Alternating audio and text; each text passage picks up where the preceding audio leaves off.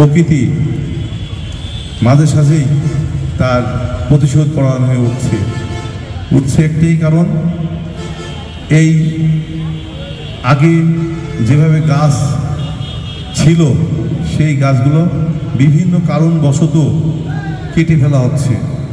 আর এই কেটে ফেলার কারণেই আজকে আমাদের চুয়াডাঙ্গায় দেখি যে তাপমাত্রা প্রতি বছর যে বৃদ্ধি পায়, যে মানুষের এই তাপ সহ্য করার ধৈর্যের বাইরে চলে যাচ্ছে প্রতিনিয়ত।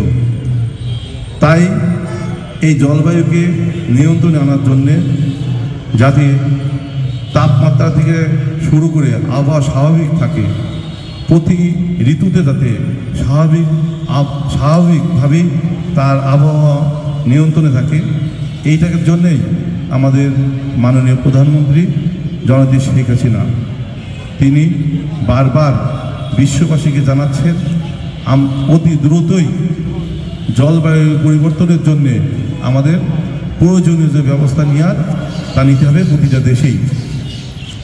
তারই ধারাবাহিকতায় এই গাছ রোপণের মধ্য দিয়ে যতটুকু আবহাওয়ার পরিবর্তনের প্রয়োজন এখনও তা হয় নাই।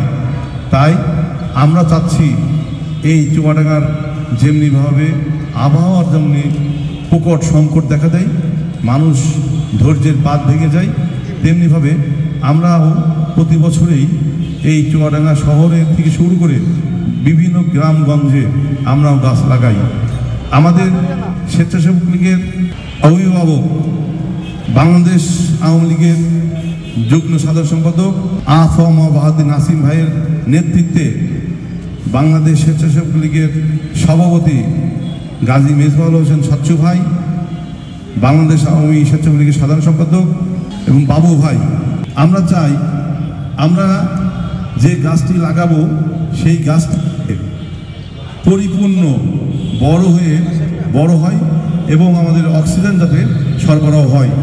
কারণ এর আগে আমরা দেখেছি গাছ লাগিয়েছি বিভিন্ন রাস্তায়, যেখানে জায়গা পেয়েছি রাস্তায় গাছ লাগিয়েছি, কিন্তু সেই গাছ পরিচর্যার অভাবে সেই গাছগুলো বিভিন্নভাবে নষ্ট হয়ে গেছে, যা খুব অল্প সংখ্যক গাছ বড় হওয়ার সুযোগ পেয়েছে। তাই এবার আমরা ভিন্নভাবেই এই কাজটা করতে চাই, যেহেতু উদ্দেশ্য এই গাছগুলা বড় হবে, ফল হবে এবং এই ফল মানুষের চাহিদা মেটাবে, পাশাপাশি জলবায়ুর একটা পরিবর্তন আসবে, চুয়াডাঙ্গার তাপমাত্রা নিয়ন্ত্রণে আসবে।